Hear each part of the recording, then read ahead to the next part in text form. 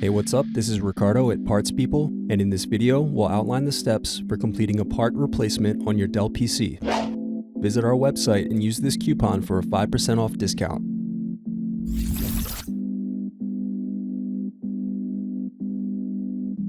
First, unscrew, then remove bottom base.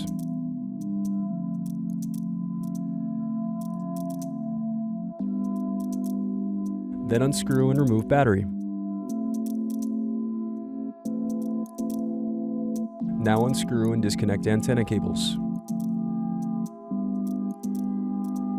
Now unscrew and disconnect cooling fan.